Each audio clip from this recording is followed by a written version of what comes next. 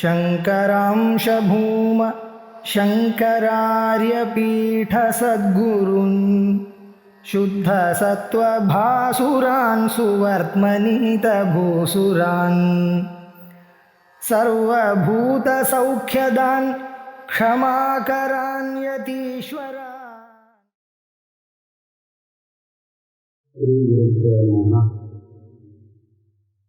यद्वा तत्रैव तात्पर्यं यत्रोपस्थीयनीयते நகராத்தவுக்கு மாபாவா பிரயத்தோட்ட குமான் சுதம்.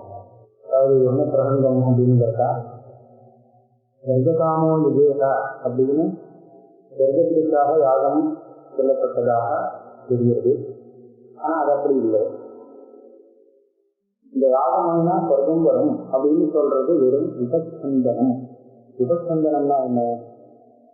குழந்தைகளை நல்ல மார்க்கத்துக்கு எடுத்துங்க போறதுக்கு அதுக்கப்புறம் ஏதோ அது அவளுக்கு இஷ்டமான ஒரு விஷயத்தை இதுனா இந்த குரு கிடைக்கும் அப்படின்னு சொல்ற மாதிரி இல்லையா? அதான் விபச்சந்தனம். ஆக இவாளுக்கு சொர்க்கம் வருங்கிறது இல்லை, தாற்பயம் இல்லை, மோட்சத்துக்கு அழிஞ்சு போறதுதான் திருப்பிக்கு விவரிச்சுதான். அதனால போற வழியில அது சொர்க்கம் கிடைக்கும், பிரம்மதேசம் கிடைக்கும் அப்படின்னு சொல்லுன்னு ஒரு பக்கம் கொண்டு வந்தார்.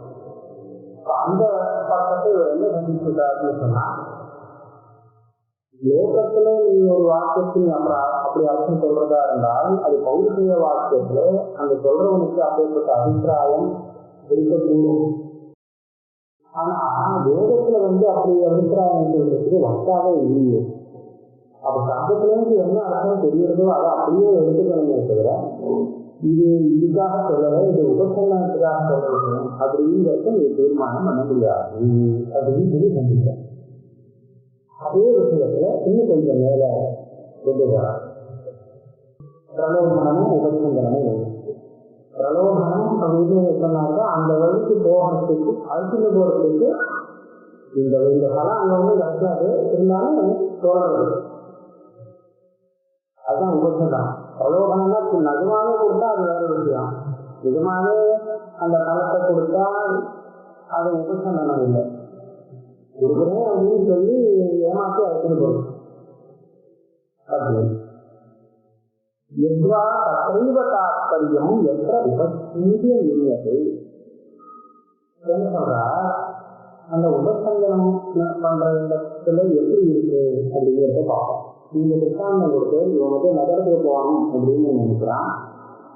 நகரத்துக்கு போறதுக்கு என்ன வழின்னு கேட்டான். இவன் கிராமத்துக்கு போற வழி சொல்றான். சொல்லிட்டு அந்த கிராமம் ரொம்ப அழகா இருக்கும் அப்படின்னு அதனுடைய குணத்தை எடுத்து சொல்றான். இப்படி சொன்னால் என்ன இதுல என்ன நடக்கிறது அப்படின்னு கேட்டா, அந்த வழியில அவன் நகரத்துக்கு போவான் அப்படின்னு அர்த்தம் சொன்னாலும் இல்லையா, அது பற்றி அப்படி வராது. கிராமத்துக்கு வழியை கேட்டவனுக்கு கிராமத்துக்கு போற மார்க்ல நகரத்துக்கு போக வழியை கேட்டவனுக்கு அந்த நகரம் போகிற மார்க்கத்துல இருக்கக்கூடிய கிராமத்தை இவன் உடச்சியா அதனுடைய பிரசம்சை பண்ணினானே. ஆனால் அந்த ஸ்ரோதாவா இருக்கிறவங்க என்ன நினைப்பான், சரி நகரம் போவான்டா இங்கே இருந்துடுவோம், இதுலதான் தாற்பயம்னு நினைச்சுப்பான்.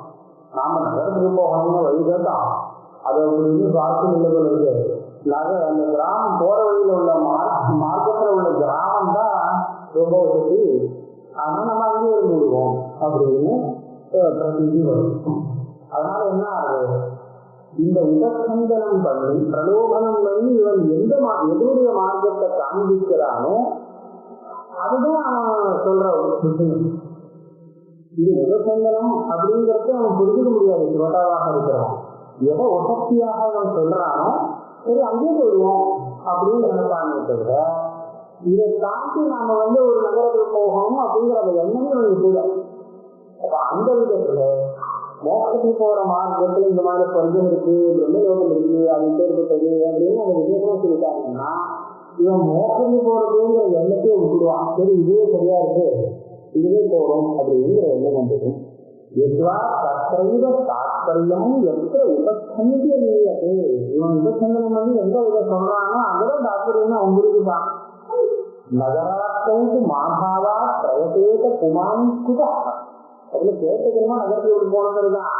ஆனா இது இந்த மாதிரி சொன்னதுக்கு அப்புறம் அவன் அதை கைவிடுவான். இந்த நகரத்துக்கு போக வேண்டாம், அதுல பிரயத்தனம் இல்லை, இது அதை விட நல்லா இருக்குன்னு சொன்னா அங்கே போட்டு நேர்ந்து.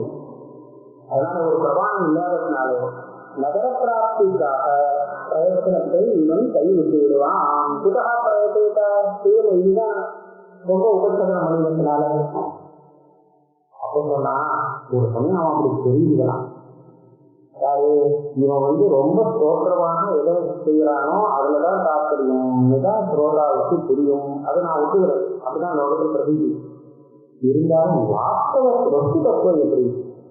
இவன் எந்த கிராமத்தை பத்தி இப்படி உற்பத்தியா சொன்னான்? இங்கிருந்து அந்த நகரத்துக்கு போகக்கூடிய மார்க்கத்துல வரக்கூடிய கிராமத்தை பத்தி தான் உற்பத்தியா சொன்னான். அப்படின்னா அந்த கிராமத்துக்கு போகிறது போனாதான் நகரத்துக்கு போக முடியும், அது நல்லதான். அப்படி ஆனால் கிராம பிராப்திங்கிறது அந்த நகர பிராப்திக்கு வாஸ்தவத்துல ஒரு சாதனம். அந்த நகர வழியாத்தான் போயாகணும்னு சொன்னா அந்த நகர கிராமம் வழியாத்தான் நகரத்துக்கு போயாகணும்னு சொன்னா அந்த கிராம பிராப்தி நகர பிராப்திக்கு சாதனம், வஸ்துதாக சாதனம். இவன் அந்த கிராம பிராப்தியை ரொம்ப உதவி சொல்லிருக்கான், அது விஷயம் வேற. ஆனா வாஸ்தவத்துல அவன் சொன்னது உசத்தியா சொன்ன அந்த கிராம பிராப்தியானது நகர பிராப்திக்கு நிஜமான சாதனம் இல்லையா?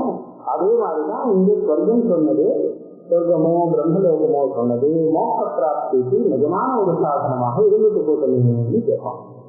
ஏதாவது வஸ்துவர்த்தேன நகர அவாப்தி சாதனமும் கிராம பிராப்தி.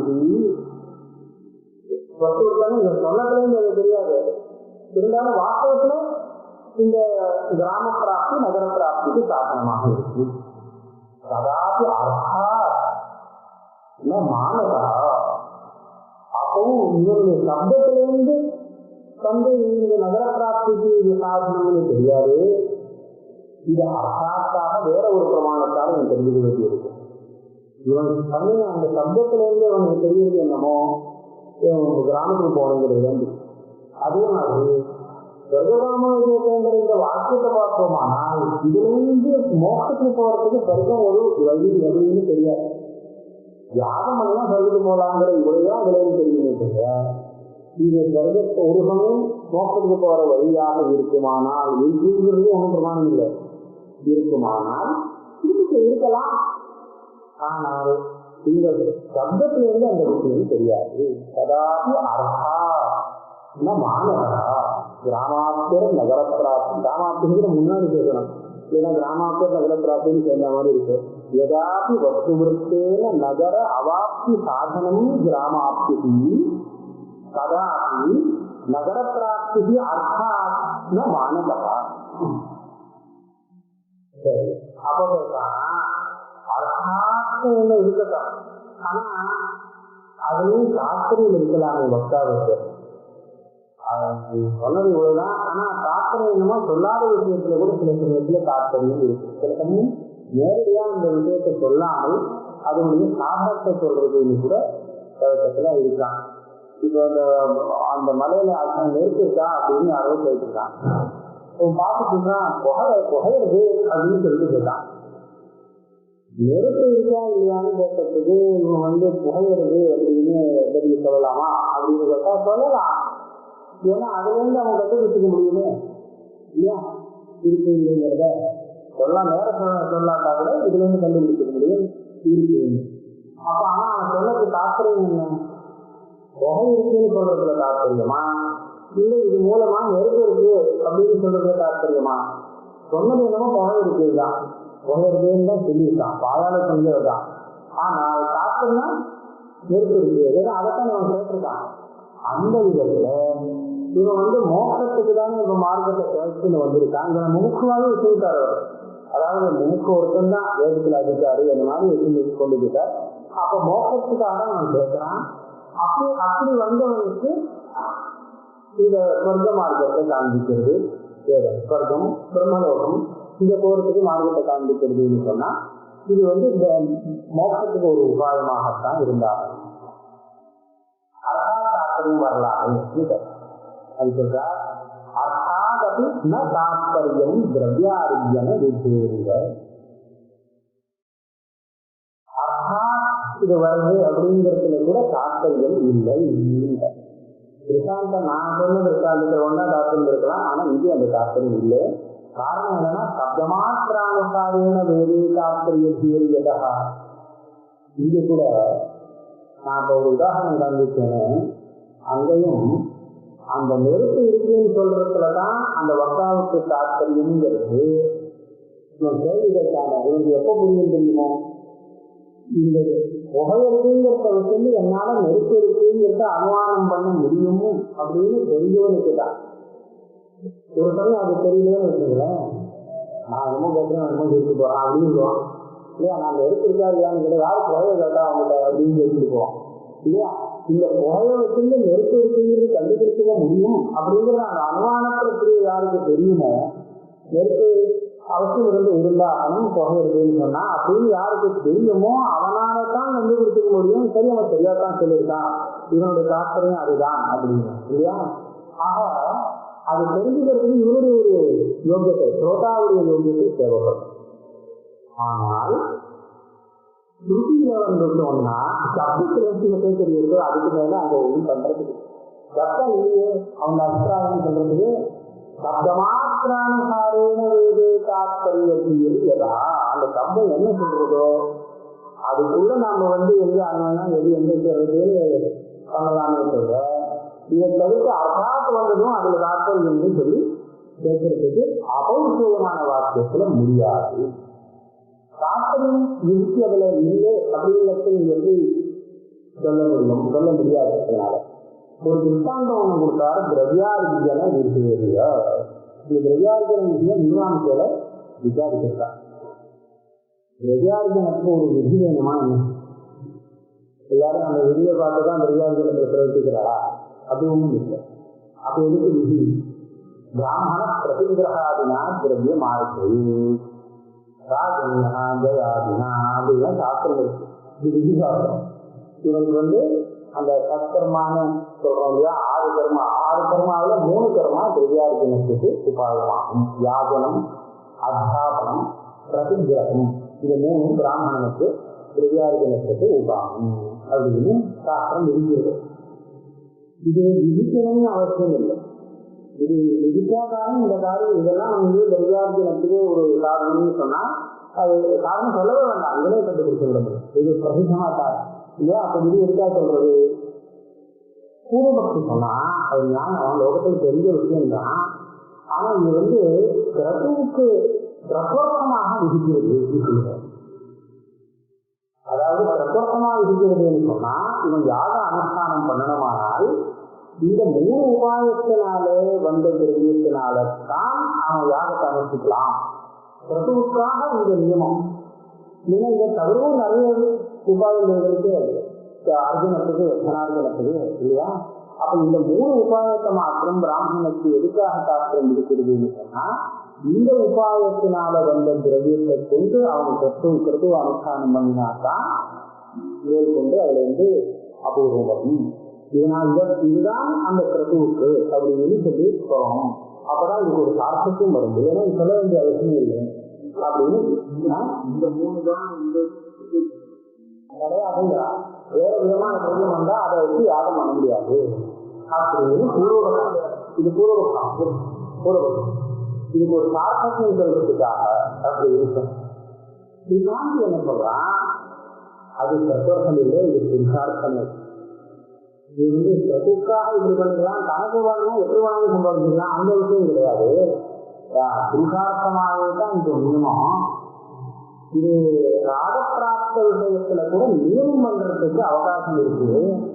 எப்படின்னா போஜனம் பண்றதுங்கிறது எப்படி தனக்காக போஜனம் பண்ற ஒவ்வொருத்தரும் தன்னுடைய பசி தீர்றதுக்காக தான் சாப்பிடுறோம். அதுலயும் சில நியமங்கள் சொல்றது பிராணி முகா அண்ணாடி கீத அப்படின்னு சொல்றது. அப்ப அந்த சாப்பிடக்கூடிய திரவியங்கள்ல இதை சாப்பிடு இதை சாப்பிடாது அப்படின்னு சொல்றது இல்லையா. இதெல்லாம் எதுக்கு? பசிக்கிறது எதை சாப்பிடாது அப்படின்னு இல்லை, எதை சாப்பிட்டாலும் பசி தீரும். ஆனா அந்த ராகப்பிராப்தமான போஜனத்தை ஆசிரியித்து அதுல நியமங்களை பண்றது.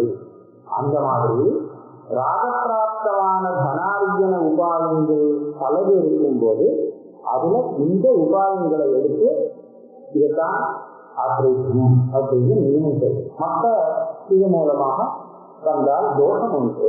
அப்படி இதுலேயும் தோஷம் உண்டு, தோஷம் இல்லைன்னு சொல்லலை, தோஷம் எல்லாத்துலையும் உண்டு. ஆனால் உனக்கு இதுதான் இதை நீ வச்சுக்கோன்னு சொல்லி நியமனம் பண்ணுறது. இதை நியமனம் விதி. இந்த விதியின் அவகனத்தி அப்படின்னு ஒரு விதி இருக்கு. அவகனம்னா உடல்ல குத்துறது, நெறி குத்துறதுன்னு சொல்லுவது, அந்த குத்துறது. இது எதுக்காக பண்றது? அப்பதான் அது அரிசி வரும், அரிசி வரணும். இதை அது சொல்லி கொடுக்கணும்னு அவசியம் இல்லையே, இது லோக பிரதிப விஷயம் தானே அப்படின்னு கேட்டா, அப்ப இது லோக பிரதிப விஷயத்தையும் நீதி காலத்துல என்ன நினைச்சதுன்னா இருக்கலாம். இதுக்கு வேற உபாயங்களும் உண்டு. அரிசி வரத்துக்கு மிஷின்ல போட்டு அரிசி வந்துடலாம், அப்படியும் பண்ணலாம். இந்த மாதிரி நிறைய விதமான உபாயங்கள் இருக்கும்போது இந்த உபாயத்தை நியமிக்கிறது இந்த யாகத்துக்கு. அது பிரதோஷம். யாகத்துக்கு மாத்திரம் இந்த முக்கிய அரிசி தான், கைக்குத்தல் அரிசி தான் இருக்கணும் அப்படின்னு நியமனம் பண்றது அப்படின்னு கொண்டு வந்திருக்க அவகனம் நியமத்தை. அந்த மாதிரி இந்த இடத்துல திரவியார்ஜன விஷயத்துல நியமம் இதைத்தான் பண்ணணும் அப்படின்னு அப்படி சொல்லுவோம். இப்ப எனக்கு எந்த விஷயத்துல உபயோகப்படுறதுன்னு சொன்னா, இந்த திரவியார்ஜன விதிக்கு இவன் திரவியார்ஜனம் பண்ணணும் அப்படிங்கிறதுல ஒன்றும் தாற்பயம் இல்லை. அவன் தானா பண்றது பண்றானோ இல்லையோ, அதை நீ பண்ணியாகணும் அப்படின்னு கட்டாயப்படுத்துறதுன்னு அந்த தாற்பயத்துல வரல. நீ பண்றதா இருந்தா இந்த உபாயத்தை மாத்திரம் வச்சுக்கோ அப்படிங்கிறதுதான் தாற்பயம். போஜனத்திலையும் நீ போஜனம் பண்ணிதான் அப்படின்னு விதி, அது விதி இல்லை.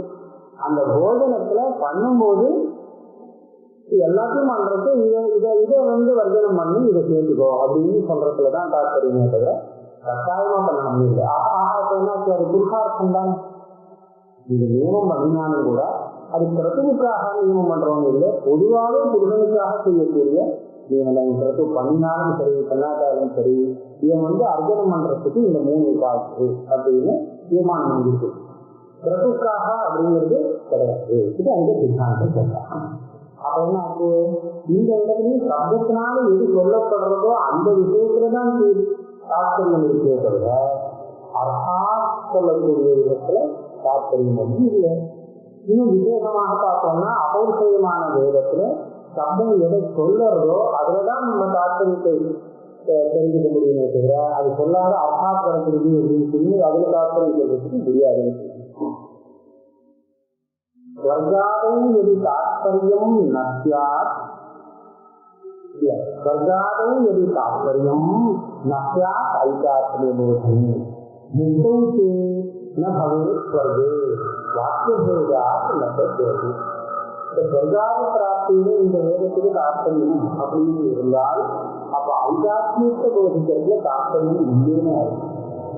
வேதத்துக்கு ஆத்மாவை போதிக்கிறதுல தாற்பயம், அது சொர்க்கத்தை போதி தாற்பயம். முக்தம்னா ஐகாத்மியத்துலதான் தாற்பயம் அப்படின்னு சொல்லிட்டா அப்ப சொர்க்கத்துல தாற்பயம் இல்லைன்னு ஆகும். இதுலையும் தாற்பயம் அதுலையும் தாற்பயம் அப்படின்னு சொன்னாக்க அப்ப வாக்கு தேர்வுங்கிறது வரும். அப்புறம் சொன்னா இந்த உபசந்தனைக்கிறத விஷயம் வேற ஒரு விஷயம். இந்த சொர்க்கங்கள்லாம் சொல்றது ஒரு அர்த்தவாதம்னு வச்சுப்போம். அதை அப்படின்னு ஆரம்பிக்கிறார். நகஸ்வர்காதி காரியானாம் பிரயாகார்த்த சமானதா அனுப்பிரவேச கல்பேத ஏன காரியாந்தரம் பிரதி. பிரயாகார்த்த சமானதா, பிரயாகத்துக்கு சொன்ன அர்த்தம் ஸ்தலம், பிரயாகத்துக்கு ஸ்தலம் சொல்லியிருக்கு. என்ன இருக்குன்னா வர்மவா ஏதம் வித்யுக்த பிரியதே பிரயாகானியாக வித்தியந்து. யாகத்துல தசபூர்ண மாசத்துல அந்த பிரதான யாகம் பண்றதுக்கு முன்னாடி பிரயாகங்களும், பிரதானம் முடிஞ்சதுக்கு அப்புறம் அனுயாகமும் வரும். இப்ப 2 பக்கத்துல, ஒரு பக்கம் பிரயாகம், இன்னொரு பக்கம் அனுயாகம், நடுத்தர இந்த பிரதான யாகம் இருக்கு. இந்த பிரயாகமும் அனுயாகமும் எப்படின்னு கேட்டா அந்த யாகத்துக்கு ஒரு கவசம் போட்ட மாதிரி, ரசிக்கக்கூடிய ஒரு கவசம் போட்ட மாதிரி. அது மாத்திரம் இல்லை, அந்த யாகத்துக்கு மாத்திரம் இல்லை, வர்ண எஜமானாக தாத்ருவியாக கொடுத்து இதை யாகம் பண்றான் பார்த்தா எஜமானன், அவனுக்கும் இது ஒரு கவசம் மாதிரி பிரயாகமும் அனுயாகமும் அமையாது. எஜமானம் வேற யாகம் வேற இல்லை. இதனால என்ன ஸ்தலம் வருதுன்னா தாத்ருவிய அபிபூதி. ஜாகிரதைன்னா சத்ரு, அந்த சத்ருவுக்கு பராஜயம் ஏற்படும். இவனுடைய சத்ருக்கு பிரயாஜம் பராஜயம் ஏற்படுறது பிரயாஜ அனுவாதங்கள். இது பிரயாஜ விதிக்கு சேர்க்கமாக இருக்கு. பிரயாஜம் இருக்கா பண்றதுன்னு கேட்டா இந்த அர்த்தவாதம் என்ன கிடைக்கிறது? இதனுடைய சத்துருக்கள் நான் அழியறதுக்காகவும் இந்த எஜமானனுக்கு 2 கவச்சம் போட்டு ரசிப்பதற்காகவும் யாகத்தை ரசிப்பதற்காகவும் அப்படின்னு அவன் தெரியாது இல்லையா? ஆனா ஜெயினி சொன்னார் இது பலமே இல்லை, இது அர்த்தவாதம். பிரயோஜனம் தான் வேண்டாம்னா சத்துருக்கள் நான் விடுவாங்கிறது கிடையாது. திரவிய சம்ஸ்கார கர்மத்து பரார்த்தத்வா அலத்திற்கு அர்த்தவாதா அப்படின்னு ஜெயினி கேட்டேன். பிரயாஜம் முதல்ல பலத்துக்காக விதிக்கப்பட்ட ஒரு கர்மா இல்லை, இது தர்சபூர்ணமாகத்துக்கு அங்கமாக விதிக்கப்பட்ட விஷயம். இது பரார்த்தம். அப்ப அதுல பலத்திற்கு வந்தால் இது இங்க மாத்திரம் இல்லை, பொதுவா எல்லா இடத்துலையும் பரார்த்தமாக அங்கத்துக்கு ஒரு பலத்திற்கு சொல்லி இருந்தால் அந்த பலத்திற்கு பிரவேசனாக அந்த அங்கானுஷ்டானத்துல இவருக்கு உற்சாகப்படுத்துறதுக்காக சொல்லப்பட்ட விஷயமே அது இன்னும் எடுத்துக்க வேண்டாம் அப்படின்னு சொல்றோம். ஆக பிரயாசமா அனுயாதம் இதெல்லாம் தர்சபூர்ணமாகத்துக்கு அங்கமானதுனாலே அதுக்கு சொல்லப்பட்ட இந்த பலத்திருதியானது பலத்திருதியே இல்லை, இது உற்சாகத்துக்காக சொல்லப்பட்டது. நீ சொன்ன மாதிரி மோகவுக்கு சொன்ன இந்த எதிர்த்த சொர்க்ககாமகா இத்தியாதி வாக்கியங்கள் இந்த பலத்திற்கு இருக்கு, யாகமெல்லாம் சொர்க்கம் வரும் அப்படின்னு சொன்னது. இதுவும் அதே மாதிரி ஒரு அர்த்தவாதம் வச்சுக்கலாமே. மோகத்துக்கு போகிறதா இருந்தா சொர்க்கங்கள்லாம் போகணும் அப்படின்னு சொல்லி ஒரு அர்த்தவாதமா வச்சுக்கலாமே, ஒரு உற்சாகம் வரும் அப்படின்னு சொல்லலாம். சொன்னா அது இல்லை. நகஸ்வர்காதிகாரியானாம் பிரயாஜார்த்த சமானதா. யாகத்தினால வரக்கூடிய சொர்க்கமோ பிரம்மலோக பரியந்தம் உள்ள கர்மபலமானது பிரயாகத்துக்கு சொல்லப்பட்ட பலத்தை போல இல்லாதது கிடையாது. இது யாகத்தினால நிஜமாவே வரக்கூடிய பலன் தான். அதுக்கு சமானம் ஒரு ஸ்திதி கிடையாது. அப்படி இருந்தால் அனுப்பிரவேச கல்பேத ஏன காரியாந்தரம். ஒரு சமயம் இது நிஜமான சொர்க்கத்தை பிற்காக ஸ்திதிக்காக சொல்லப்பட்டதுன்னு இருந்தால் அப்போ அந்த விதிக்கப்பட்ட யாகத்துக்கு வேற ஒரு காரியம் சொல்ல முடியாது. ஏன் அதுக்கு பிரயாகத்துக்கு என்ன காரணம்? பிரயாகத்தினால என்ன அப்படின்னு கேட்டா அங்க சொல்லது என்னமோ இவனுக்கு சத்துருக்கங்கள்லாம் வரும் அப்படின்னு. இல்லவே இல்லை, இது வராது. அப்படி வேற என்ன வரும்? தரிசபூர்ணமாக பிரதானத்துக்கு இது அதிகம், இது அதுக்கு உதாரணம் அவ்வளவுதான் வரும் சொல்றோம் இல்லையா? இதுதான் காரியாந்தம். அந்த மாதிரி இந்த யாகம் தரிசபூர்ணமாகாது யாகங்கள் அனுஷ்டானம் பண்றவனுக்கு சொர்க்கம் வராது. என்ன வரும்னா மோட்சம் வரும் அப்படின்னு வேற காரியாந்தரம் சொல்லும்படியா இருக்கும். ஆனா பிரயாக விதி மாதிரி இது இல்லை. அங்கத்துக்கு பலத்திருதியாக இருக்கிறதுனாலே அது அர்த்தவாதம் சொல்லலாம் பிரயாக விஷயத்துல. ஆனா இது அர்த்தவாதம் இல்லை, இது அங்கம் இல்லை, அங்கே பலத்திற்கு இல்லை, இது பிரதானம் பலத்திற்கு பெருகபூர்ணமாகாதான் பெருகாம இல்லையா?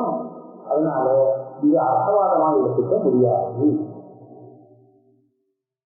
அதுக்கப்புறம் இன்னொன்று சொல்ற, இப்படி கஷ்டப்பட்டு இல்ல ஆத்மஞானாதிகாரம் வரத்துக்கு இந்த விதிகள் உபகாரம் பண்றதுன்னு சொல்றீங்க. இது என்ன திருத்த லோக பிரசித்தமான திருத்த விஷய உபகாரம் பண்றதா அதிர்த்த விஷய உபகாரம் பண்றதா அப்படின்னு கேட்டேன். வக்தவிந்த கஹந்து ஏதே திருஷ்டேனேவ உபகாரினா ஆத்மஞானாதிகாரஸ்ய. அதோடு நிறுத்தணும். அடுத்த வரியோட சேர்ந்துக்கணும் வாக்கியம். இதுக்கு மேலே உள்ளது வக்தவியம் நீ சொல்லணும். என்ன சொல்லணும்? நான் கேட்கிற கேள்விக்கு பதில் சொல்லணும். கஹந்து ஏதே திருஷ்டேனேவ உபகாரினா ஆத்மஞானாதிகாரஸ்ய ஏதே. சொர்க்காதிகாரத்துக்காக சொல்லப்பட்ட இந்த யாகம் போக்குவரத்து இது கர்ம விதிகள்லாம் திருஷ்ட விதமாக ஆத்ம ஜானத்துல அதிகாரம் வர்றதுக்கு எப்படி உபயோகம் ஆகுது, என்ன உபகாரம் பண்றது அப்படின்னு நீ சொல்லணும். கஹந்து ஏதே திருஷ்டே நிருப உபகாரினா ஆத்ம ஜான அதிகாரத்தை. ஒரு சமயம் இந்த கேள்விக்கு எப்படி பதில் சொன்னால் எதிராக விதம் மதம் ராகாத்யாத்மிக திருஷ்டார்த்த பிரவருத்தி பிரதிஷேதா. அவன் சொல்ற பதில் இது எப்படி அந்த இதுக்கு உபகாரம் பண்ணும்? சிரவணாதிகள் ஆத்மஜானத்தில் இந்த அதிகாரம் வரத்துக்குன்னு கேட்டால் அவங்க ஒரு பதில் இப்படி சொல்லலாம். இப்படி நீ சொன்னால் அப்படின்னு ஊதிக்கிறார். என்ன? ராகாதி ஆத்மிக்க திருஷ்டார்த்த பிரவருத்தி பிரதிஷேதா. ஒரு சில பிரவருத்திகளை நிறுத்துறதுனாலே இது ஆத்மஜானாதிகாரத்துக்கு உபயோகப்படுறது. என்ன பிரவருத்தியை நிறுத்துறது? அந்த ராகாதிகள்னாலே வரக்கூடிய விசார்த்த பிரவருத்திகள், பல பிரவருத்திகளை நிறுத்துறது ராகாதி விஷயம். ஏன் இது பண்ணலைன்னா அந்த சமயத்துல வேற ஏதோ பண்ணிட்டு இருப்பான். அதனால அந்த வேற காரியங்கள்லேருந்து இவங்க நிறுத்தி கொண்டு இருக்கிறது. அதனால விசார்த்த பிரவருத்தியை நிரோதம் பண்ணினா முடிஞ்ச அளவுக்கு வெளியிலேருந்து நிரோதம் ஆகிட்டு இல்லையா? அதனால ஆத்ம ஜானத்துக்கு இது உபயோகம் அப்படின்னு சொன்னால் அதுக்கு சொல்றார், நீ சொல்றது வேணும்னா பிரதேசத்துல சொல்லலாம். இது செய்யாது அதை செய்யாது அப்படின்னு சொல்ற இடத்துல நீ இந்த வாக்கியத்துக்கு அர்த்தம் சொல்லலாம். விதிகளத்துல அந்த மாதிரி அர்த்தம் கிடைக்காது, சப்தத்துடைய அர்த்தம் கிடைக்காது. ஆஸ்திரேவம் பிரதிஷேதேஷு நிவர்த்தேஷு உபகாரகா ராகாதி ஆஸ்திக்க திருஷ்டார்த்த பிரவருத்தி பிரதிஷேதகா அப்படின்னு சொன்னீங்க. இது நிஜமா நீ சொல்றது எதுக்கு போறீங்கன்னா இருக்கிறதுக்கு பொருந்தாது, நிஷேத வாக்கியங்கள் இருக்கு அதுக்கு போறது. நடவடிக்கை பிராமணா அப்படின்னு நிஷேதங்கள்லாம் இருக்கும். இதை செய்யாது அதை செய்யாது அதுக்கு நீ சொல்றது சரி. ஏன்னா இது இல்லைன்னு சொன்னா அவள் இஷ்டத்துக்கு எல்லாம் பண்ணிட்டு இருப்பான். அந்த பிரவருத்தி வரும். அந்த பிரவருத்தியை இது சாஸ்திரமானது அப்படி பண்ணாதுன்னு சொல்லி நிவர்த்தி பண்ணி வைக்கிறது. ஆக பிரதிவேக காலத்துல நீ சொல்ற நியாயம் கரெக்டா இருக்கும். ஆனால் விபயத்து கதம் ராகம் இருந்தீதி தன்யதாம், இந்த விரிவாக்கங்கள் ராகத்தை எப்படி தடுக்கிறதுங்கிறது சொல்லு. எப்படி தடுக்க முடியும் இல்லையா? சொர்க்கத்துல ராகம் வரக்க இந்த ராகம் வந்தா சொர்க்கம் வரும் அப்படின்னு சொல்லக்கூடிய இந்த விதியானது அந்த ராகத்தையே இல்லாம பண்றது எப்படி புரியல இல்லையா? அது சொன்னா இன்னும் ராகம் வரும். அப்ப சொன்னா இது சில விதிகள் பார்க்கறதுக்கு விதி மாதிரி இருக்கும், ஆனா அர்த்தம் விசேஷமா இருக்கும். அது பஞ்சா விதின்னு இருக்கு. பஞ்சநக்காவா அப்படின்னு ஒரு ராமாயணத்துல சொல்லுவாங்க. 5 நகங்கள் கொண்ட பிராணிகள்ல ஒரு 5 பரிகணனம் பண்ணி இந்த 5 பிராணிகள் அசனத்துக்கு யோகியம் கற்றுக்க வேண்டியது அப்படின்னு சொன்னாங்க. அப்படின்னு சொன்னா அந்த 5 பிராணிகளை பற்றி சாப்பிடணும் அப்படின்னு அர்த்தம் இல்லை. சொல்றவங்க தாக்கம் என்னன்னா இதை விட்டு பாக்கி எதையும் சாப்பிடக்கூடாது. இதை சாப்பிடணும்னு தாக்கம் இல்லை. இது என்னது பஞ்சநக்காக பக்தியா அப்படின்னு இருக்கு. ஆனா இதை தவிர்த்து வேற எதையும் சாப்பிடக்கூடாதுன்னு அந்த வார்த்தைக்கு நன்மை இல்லாம வாக்கில் இருக்கும் விரிவாக்கம் மாறி, ஆனா அதனுடைய அர்த்தம் நிகழ்வாக்கமா இருக்கும்னு சொன்னா அதுக்கு பரிசைசாரி. இந்த இடத்துல வாலி சொல்லக்கூடிய வாக்கும் ராமாயணத்துல அவன் என்ன சொல்றான்னா, ராமனை பார்த்து என்னை சாப்பிட்றதுக்காக நீ வேட்டையாடி இருக்கேன்னு சொல்றது முடியாது. ஏன்னா பிராமணனோ சத்திரியனோ சாப்பிடலாம்னு சொன்னா இந்த 5 பிராணிகள் தான், நான் அதுல சேரல. அதனால வேட்டையாடுறது நீ சொல்லி கற்றுக்க முடியாது. ஏன் அந்த 5ல வராத எண்ணம் நீ எப்படி வேட்டையாட முடியும் தப்பு வைப்பேன். அப்ப இந்த வார்த்தைக்கு என்ன அர்த்தம் மாற்றம்னு நினைக்கலாம். இந்த 5 தவிர்த்து வேற எதையும் சாப்பிடக்கூடாது. 5 சாப்பிடணும்னு அது அர்த்தம் இல்லை. இதை தவிர்த்து வேற எதையும் இதையும் சாப்பிடக்கூடாது அப்படின்னு தான் அர்த்தம் சொல்றான். இது பரிசம்சாரிக்கு உதாரணமாக சொல்றான். இதுல வேதத்தில் இருக்கின்றோமானால் இமாம பிரம்மன் ரசனாமிரதத்து எஸ்வாபிமானி மாதத்து அப்படின்னு ஒரு வாக்கியம். இமாம பிரம்மன் ரசனாமிரதத்துன்னு ஒரு மந்திரம். இந்த மந்திரத்தை சொல்லி அஸ்வாபிமானி, அபிமானின்னு சொன்னா அந்த கயத்துக்கு அபிமானின்னு ஒரு பேர் கொடுத்துருக்கு, வேதம் இருக்கிறது. அஸ்வத்தின் கயரை எடுக்கிறதுக்கு அஸ்வத்தை கட்டுற கயிறு, கர்ப்பத்தை கட்டுற கயிறுன்னு 2 இருக்கு கயனத்துல. ஏன்னா இது 2மே அங்கே உபயோகப்படக்கூடிய வச்சு. அந்த கர்ப்பம் மண்ணை ஏற்றி கொண்டு வரும் செங்கல் பண்றதுக்கு. செங்கல் பண்ணி தான் கயனம் பண்ணலாம்.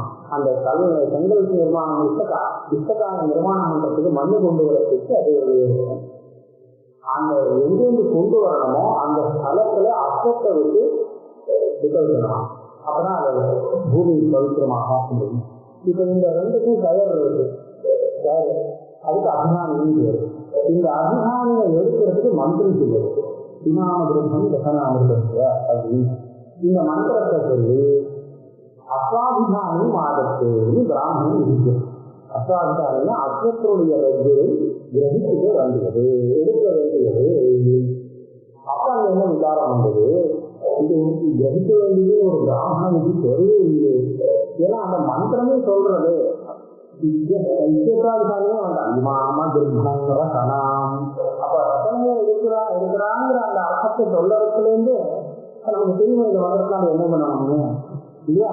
அப்ப எதுக்காக இந்த விஷயமே கேட்டா அதுக்கு சித்தாந்தி சொல்றா, இவரு அசாதிகாரமாகத்தே இந்த விதி இல்லாட்டா நீ வெறும் அந்த மந்திரத்தினுடைய அர்த்தத்தை வச்சு விநியோகம் பண்றதா இருந்தால் மந்திரத்துல ரசனாம் அதிர்பங்கம் மாத்திரம்தான் இருக்கு, அஸ்வரசனாங்கிறது ரசனாங்கிற விசேஷம் இல்லை. அப்படி இருக்க ரெண்டு ரசனைக்கும் இந்த மந்திரம் வந்துடும். அது வெறும் ரசனாம் அதிர்பன் அவ்வளவுதான் இருக்கு. ஆனால் இப்ப இந்த விதி இருக்கிறதுனால என்ன ஆச்சு, அஸ்வரசனைக்கு மாத்திரம்தான் அந்த மந்திரம், கர்ப்பரசனைக்கு மந்திரம் இருக்கு. அதை வெறும் எடுக்க வேண்டியது இது விதி சித்திக்காது. அப்ப இந்த விதிக்கு என்ன பிரயோஜனம் அப்படின்னு கேட்டா இந்த மந்திரத்தை கர்ப்பரசனையில போக விடாம தடுக்கிறதுதான் பிரயோஜனம். இது இல்லாம மந்திர பிராப்தி வரும். ஆனால் இந்த விதி என்ன வந்து கர்ப்பரசனைக்கு இந்த மந்திரம் இல்லை அப்படின்னு அதுதான் முடிவு, அங்க போய் முடிவு. ஆக இதெல்லாம் பரிசம்சா விதின்னு சொல்லுவோம். பரிசம்சா விதி இது பார்த்தா விதினால இருக்கும், ஆனா அதுக்கு அர்த்தம் விசேஷமாக இருக்கும். அதுதான் பரிசம்சா விதி. இது விதினா இருக்கு இத்தியஸ்வாபிதானி மாதத்தே. இந்த மந்திரத்தினாலே அஸ்வாபிதானியை ஆதத்தேன ஆதத்தியா எடுக்க வேண்டும் அப்படின்னு. அது உண்டு, அது பரிதாசம்னு சொல்லுவாங்க. விதி மாதிரி இருந்து விசேஷங்கிற அர்த்தத்தை கொடுத்தால் அது பரிசம்சா விதி. விதியாக இருந்தது இது மாதிரி இல்லை, விதியாக இருந்தது விசேஷமாக அர்த்தத்தை கொடுத்தால் அது பரிசம்சா விதி. விசேஷம் மாதிரி தெரியும் பார்க்கறதுக்கு, ஆனா விதியாக இருந்தால் அது பரிதாசம். நாணயாதேசு ஏகாமகங்கிறது அப்படின்னு ஒரு வாக்கியம். இந்த வாக்கியம் அன்னையாகத்துல ஏகாமம் சொல்லக்கூடாது அப்படின்னு ஆசம் கொடுக்குறது. பார்த்தா நிவேதமா தானே தெரியுது, ஒன்றும் இல்லை. எல்லா யாகத்திலும் ஏகாமம் அப்படின்னா ஆரம்பித்து யாக்கியாமத்திற்கு பதனம் பண்ணணும். இந்த ஏகாமகம் இருக்கு, இது அன்னையாகத்துக்கு இல்லை. இந்த வாக்கியம் என்ன சொல்றது, அந்த ஏகாமகம் சொல்லக்கூடாது அன்னையாகத்துக்கு அப்படின்னு தான் கிடைக்கிறது. ஆனா இந்த மாதிரி இந்த வாக்கியத்தை அர்த்தம் வைத்திருந்தால் ஒரு ப்ராப்ளம் வருது. என்னன்னா ஏகாமகம் சொல்லணும்னு சொன்னது விதிதானே, ராகப்பிராப்தம் இல்லை. ராஜ்யாங்கிறது ஏகாமகம் சொல்லணும் அப்படிங்கிறது எப்படி உங்களுக்கு தெரியுது, எந்த பிரமாணத்தினால பிராப்தம்? தானா வருவான் யாராவது சொல்லுவனா ஏகாமகம் தருவது எல்லா யாருக்கும் யாத்தியாமந்திரத்துல ஏகாமம் பண்ணணும் அப்படின்னு தெரியுது. அப்ப விதியால பிராப்தமா இருக்கிறது அதை நிஷேதம் பண்ண முடியாது. சாஸ்திர பிராப்தத்தை சாஸ்திரத்தினால நிஷேதம் பண்ணினா விசேஷத்தை சுற்றி வரும். சாஸ்திரமே பண்ணணும்னு சொல்லியிருக்கு, சாஸ்திரமே பண்ணாதேன்னு சொல்லியிருக்குன்னு சொன்னா பண்ணலாம் பண்ணாமதான் இருக்கலாம் அப்படின்னு விசேஷத்துல எழுதியிருக்கோம். அதை வாரணம் பண்றதுக்காக என்ன பண்ணினா இந்த நாணயாதியை சொல்லிட்டு இத இந்த பண்ணாதேன்னு இதுக்கு அர்த்தம் இல்லை, அனுயாக பின்ன எதிர்ப்பு அனுயாகத்தை தவிர்த்து மற்ற யாகங்கள் எதிர்ப்பு ஏகாமகம் தருவது. இப்ப அனுயாகத்துல பாக்கி உள்ள விதியை அனுயாகத்தை விட்டு பாக்கி உள்ள எதிர்ப்புகளை தான் பண்ண சொல்லியிருக்கு. இது பார்த்தா நமக்கு என்ன நிஷேதம் பண்ணா என்ன பலமோ அந்த பலம் நடத்துறோம். ஆனா அது நிஷேதம் இல்லை. நிஷேதமா இருந்தால் விகல்பம் உண்டு. இந்த விகல்பத்தை பரிகாரம் பண்றதுக்காக பரிதாசம்னு சொல்லுவா. பரிதாசம்னா என்னாச்சு, எதுக்கு ஏகாமங்கிறது இருக்கோ இல்லையோ, இந்த நான்காதேசு அதோட ஏகவாக்கியமாக்குவோம். நான்காதேசு எதிர்ப்பு, அதாவது அனுயாகத்தை தவிர்த்து மற்ற எதிர்ப்பு அப்படின்னு அர்த்தமா இல்லையா. இதை விட்டுட்டு வாக்கு இது விதிவாக்கியம், ஏகாமகத்தை விதிக்கக்கூடிய வாக்கியம். அந்த விதிவாக்கியத்துல நான்காதேசுங்கிறது சேர்த்து அனுயாகத்தை தவிர்த்து மற்ற யாகங்களை ஏகாமகன்னு சொல்ல வேண்டியது அப்படின்னு. அப்ப அனுயாகத்துல இது சொல்லல, இது சொல்லல, அதனால இல்லை விசேஷமானதுனால இல்லைன்னு சொல்லக்கூடாது. ஏன் அனுயாகத்துல ஏகாமகம் பண்றதில்லை, விசேஷம் இருக்கு. அவசரம் இருக்கும் பிராப்தியும் இல்லை, அதை தவிர்த்து பாக்கி ஆகிறதுக்கு தான் சொல்லியிருக்கு அப்படின்னு சொல்லணும். அதுதான் இது பார்க்கறதுக்கு விசேஷம் மாதிரி, ஆனால் அது விதி. இதை கவிதாசன் சொல்லுவான். இது பிரசங்கார் சொல்ல விஷயம். நகிதே பரிசங்கார்க்காக அந்த மாதிரி யாகம் சொர்க்கம் வரும் அப்படின்னு சொன்னது பரிசங்கா விதியோ இல்லையே? என்ன பரிசங்கா தெரியலையே. நகிதே பரிசங்கார்க்காக நாசிகைத்தே நியாமதாக விதிக்குள்ள இன்னொரு பிரகாரம் இருக்கு. நியம விதி. நான் அந்த விதி நவனுக்கு சொல்லும் இது பண்ணாம இதை விட்டுட்டு வேற ஏதோ ஒன்று பண்ண முடிச்சு ஆரம்பிச்சா அது இதுல இது அவசியம் ஞானம் அப்படின்னு சொல்றது நியம விதி. பரிசங்கா விதியில சாஸ்திரத்துடைய அர்த்தம் விசேஷமாக ஆகணும். விதி இந்த நியம விதியில இது அவசியமாகணும் அப்படின்னு வருது. அதாவது இதை தவிர்க்க முடியாது. இது பண்ணித்தான் ஆகணும், இதுக்கு வரும் இன்னொன்று பண்ணணும் பண்ண முடியாது அப்படிங்கிறது. இதை பண்ணித்தான் ஆகணும் அப்படின்னு சொல்றது நியம விதி. அது வேண்டாம் செய்யக்கூடாது அப்படின்னு சொன்னா அது பரிசங்காது இப்படியாக இருக்குது. இப்போ விவேக சொர்க்க காமகாலாம் நியம விதி அல்லது பரிசங்கா விதி அப்படின்னு சொல்ல முடியாது. இதுக்காக வரல. அத்தியந்த அப்பிராப்தம் அர்த்தம் விதையோ போகயமி தினஹா. இது அபூர்வ விதி இல்லைன்னு சொல்லலாம். விதியை மட்டும் 3 நிமிஷம் பிடிச்சிருக்கார் குமாரபட்டர். விதி விதின்னு சொன்னா அபூர்வ விதி தான் விதியம். விதி அத்தியந்தம் அப்பிராப்தே நியம பாட்சிகேசதி சத்திரகாமியத்திற்கு பிராப்தே பரிசேதி தீயது. இது வாக்கியம். நமக்கு சுத்தமா தெரியாத விஷயத்த, அதாவது இது அதுக்கு உபயோகப்படும், இது அதுக்கு சாதனம்னு தெரியாத இடத்துல இதனால அது வரும் அப்படின்னு சொல்லிக் கொடுக்கக்கூடிய விதி இருக்கு. அது அபூர்வ விதின்னு சொல்றது. விதின்னு தான் பேரு. அவர்களுக்கு இருக்க ஒரு விசேஷம் கொடுக்கணும். நியம விதி பரிசங்கா விதின்னு அப்படின்னா இதுக்கு என்ன பேர் கொடுக்கலாம்னா அபூர்வ விதின்னு சொல்லியிருக்காங்க. இது அபூர்வ விதின்னு சொல்றது. இதுக்கு சாதனங்கிறது நமக்கு ஏற்கனவே தெரிஞ்ச விஷயம். ஆனால் அதே ஒரு காரியத்துக்கு இது சாதனமோ அதே மாதிரி வேற இன்னொரு சாதனங்களும் இருக்குங்கிற சமயத்துல இதைத்தான் பண்ணணும்னு சொல்லக்கூடிய விஷயம் இருக்கு. அதே நியம விதின்னு அப்படின்னு. மூணாவது பரிசங்கா விதி என்னன்னா, இது அது ரெண்டையும் சேர்த்து சாப்பிட்டு மாறுது. இதுவும் பண்ணலாம் அதுவும் பண்ணலாம், இது ரெண்டையும் சேர்த்து பண்றேனே அப்படின்னு வருது. அப்படி வரும்போது எதையோ ஒண்ணு இங்க வேண்டாம் அப்படின்னு சொல்லி நிவர்த்தி பண்றது இருக்கு. இதுதான் பரிசங்கா விதி. பரிசங்கா விதி. இப்ப விவேக சொர்க்க காமகாங்கிறது அபூர்வ விதியை தான் கேட்கணுமே தவிர நியமம் பரிசங்கா கேட்க முடியாதுயா. யாருக்குமே தெரியாது இது வேண்டாம்னா சொர்க்கம் வரும் தெரியாத விஷயத்தை சொல்றது. இது எப்படி நியம விதி பரிசங்கா விதின்னு சொல்றது? அத்தியந்த அப்பிராப்தவர்த்தம் விதயோ போகயந்தினஹா. விவேக சொர்க்க காமகாங்கிறது விதிக்கு அத்தியந்த அப்பிராப்தம். பெரிய வேற பிரமாணத்துக்கு இது விஷயமும் இல்லை. அப்பேற்பட்ட ஒரு விஷயத்தை போதிக்கிறது. பிராப்தார்த்தோ யோகி சகா அந்நிய நிவர்த்தி பலகா இருக்கிறது. நீங்க பரிசங்கா விதி நிவர்த்தி சொன்னா அதை முன்னாடியே பிராப்தி இருக்கணும் வேறு ஒரு பிரமாணத்தினால. அப்போ இதுதான் அப்படின்னு நிவர்த்தி பண்ணலாம், அல்லது இது வேண்டாம்னு சொல்லி நிவர்த்தி பண்ணலாம். அதெல்லாம் பிராப்த விஷயத்துல. இது சுத்தமா தெரியாத விஷயத்துல எப்படி நிவர்த்தி சொல்றது?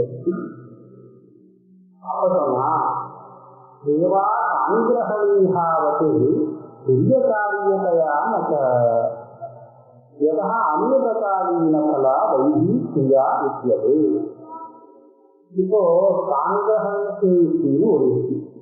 இந்த சாங்கிரகணி யுக்திக்கு என்ன பலன்னு கேட்டா கிராம காமமா. கிராமம் யுக்தி பண்ணினான்னா அவனுக்கு ஒரு கிராமம் இருக்கும் அப்படின்னு தெரியுது. ஆனா கிராமத்தை அடையறதுக்கு லோகத்துல வேற ஒரு பலம். பெரிய பிரபு யாருக்கிட்ட நிறைய கிராமங்கள் இருக்கோ அவனுக்கு சேவாதிகள்லாம் பண்ணினாலும் அவன் பெரிய கிராமம் கொடுப்பாங்க. கேட்டா கொடுப்பான். அப்ப என்னாச்சு, அந்த கிராமத்துக்கு பல உபாயங்கள்.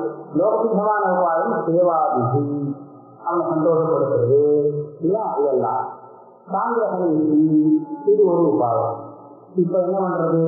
இதை பாருங்க, இது நியமத்தின்னு சொல்றது இல்லை. ஏன்னு கேட்டா அந்த நியமத்தின் பலன் என்னன்னு சொல்லணும். தரிசன மாசத்துல போய் அவகரணம் பண்ணிதான் நெல்லிருந்து அரிசி எடுக்கணும் அப்படின்னு எதுக்கா நியமம்னு கேட்டாக்கா எப்படி வேணா நமக்கு அரிசிதான வேணாம் இப்படிதான் பண்ணணும் என்ன நியமம் அப்படின்னு கேட்டா அதுதான் மேற்கொண்டு அந்த குருவடாக்கத்துக்கு உபயோகப்படுத்தி பண்ணினா மேற்கொண்டு அபூர்வம் வந்து ஏதா வராதுன்னு அதை சொல்ல வேண்டியது இல்லையா. அதுதான் நியாமத்துன்னு சொல்லுவோம். தர்காபூர்வம் நியாமகம் இல்லைன்னா அந்த அபூர்வம் வராது. ஆனா இங்க அப்படி இல்லை. இந்த கிராமம் வந்து காங்கிரகி பண்ணி அவன் இருக்கிறவன் தானா அந்த கிராமத்தை கொடுத்தாலும் அது வந்து இதுதான். இவன் வந்து சேவாதிகள் பண்ணி அவன் சேர்ந்து வாங்கியிருந்தாலும் அதே பலத்தை கொடுக்கும். இதுல உள்ள கிராமத்தில் இவனுக்கு எதை அப்படி எந்த பலம் அபீஷ்டமா இருக்கோ அந்த அபீஷ்டமான பலம் அதுல இருந்து வரதான் வரும். அதனால இது நிறுவன விதி சொல்லக்கூடாது. அப்ப என்ன ஆகும்?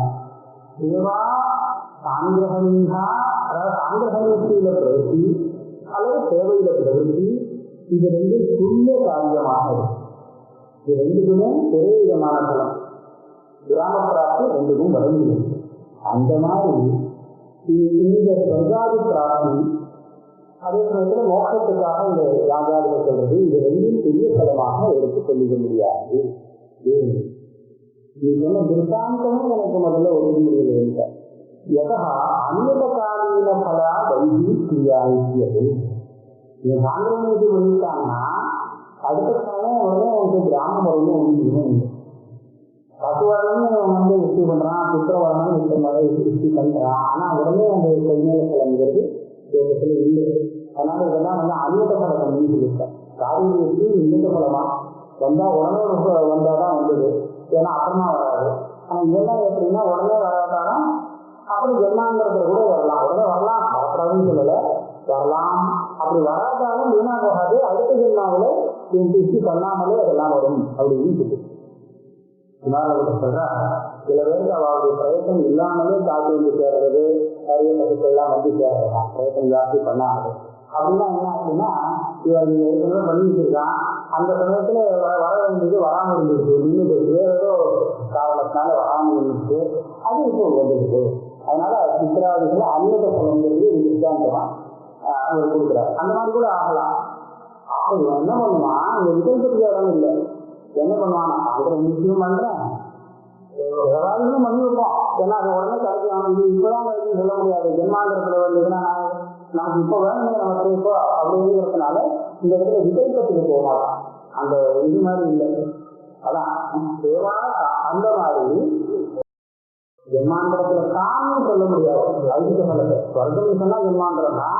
இந்த கிராமம் பசு இந்த மாதிரிலாம் சொல்ற இடத்துல ஜென்மாந்திரத்திற்கும் சில சமயம் ஆகலாம், சில சமயம் ஆகலாம்.